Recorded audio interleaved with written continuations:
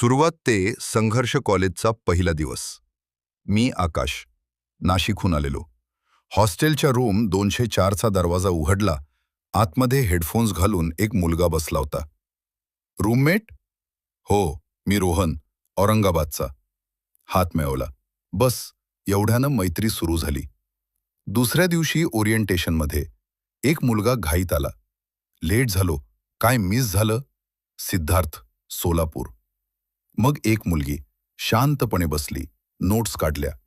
मी रेणुका, नागपूर. त्याच दिवशी कॅन्टीनमध्ये चौघे एकत्र जेवलो. कुणी ठरवलं नव्हतं, झालं. असंच होते मैत्री. पहिली एक्झाम, रोहनची रात्र. Engineering maths. रोहनला येत नव्हती. रात्री 12 वाजता तो म्हणाला, नाही जमणार. सिद्धार्थ म्हणाला, इंजिनियर होण्यासाठी मॅथ्स नको, एक्झाम पास करायला लागते. रेणुका रात्री 3 पर्यंत शिकवत राहिली. रोहन पास झाला. तुम्ही नसता तर नाही झालो.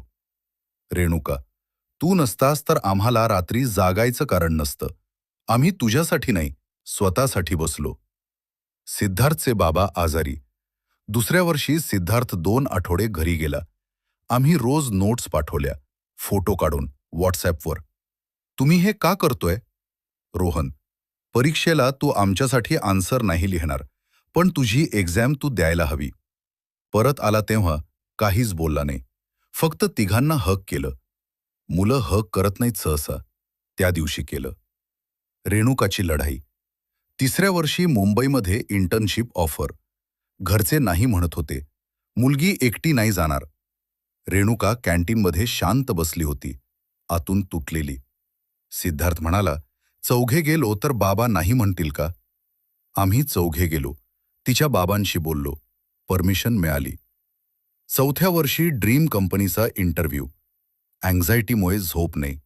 रोहन, सिद्धार्थ, रेणुका, कुणी सांगितलं नव्हतं, आले. रात्रभर बसलो, हसलो, जुन्या आठवणी.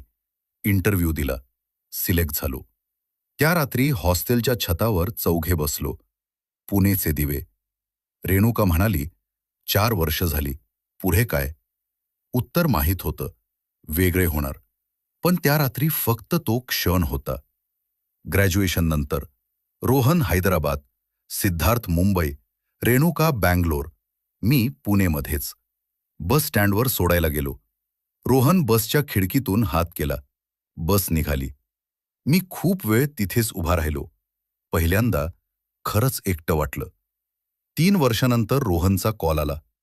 सिद्धार्थशी बोललास का? त्याचं ब्रेकअप झालं. सिद्धार्थला कॉल केला 3दा. तिसऱ्यांदा उचलला. तुम्हाला बघायला आवडत नाही, माझ्यासाठी काळजी करताना. मी म्हणालो, फ्रेंडशिपची लॉजिक विचित्रच असते. तू ठीक नाहीस ते आम्हाला माहीत असणं आमच्यासाठी आहे. त्या रात्री चौघे व्हिडिओ कॉलवर रात्री 12 वाजेपर्यंत.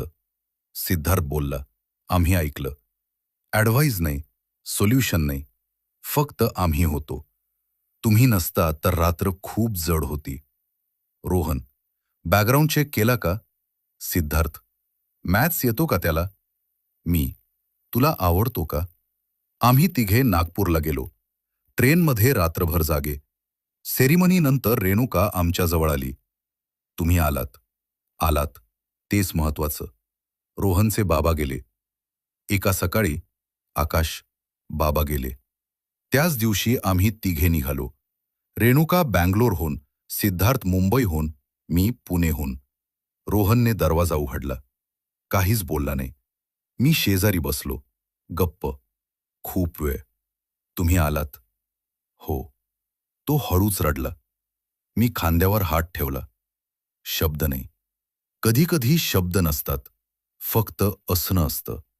10 वर्षानंतर आम्ही चौघे परत पुणेमध्ये. दरवर्षीचं प्रॉमिस पाळलं. रोहनचा मुलगा, रेणुकाचा मुलगा. सिद्धार्थने परत प्रेम केलं. मी अजून एकटा. रात्री जुन्या हॉस्टेलजवळ गेलो. सिक्युरिटी गार्डला रोहनने सांगितलं, आम्ही इथे राहत होतो 10 वर्षापूर्वी. 5 मिनिटं. रूम 204च्या दरवाजाबाहेर उभे राहिलो. स्टेअरकेसवर बसलो. पुणेचे दिवे. रेणुका म्हणाली, माझ्या आयुष्यातली सर्वात चांगली गोष्ट तुम्ही. रोहन, हे फिल्मी झालं. हो, पण खरंय. सिद्धार्थ, माझ्यासाठी पण. मी, माझ्यासाठी पण. रोहन थांबला. मग, माझ्यासाठी पण. पण तुम्हाला माहीत आहेच. तुला. मैत्री म्हणजे रोज बोलणं नाही. रोज भेटणं नाही. मैत्री म्हणजे जेव्हा लागतं तेव्हा असणं. रात्री 12 वाजता मॅथ शिकवणं. ब्रेकअपच्या रात्री फक्त ऐकणं. बाबा गेल्यावर दुसऱ्या दिवशी दरवाजात असणं. 10 वर्षानंतर तसेच हसणं.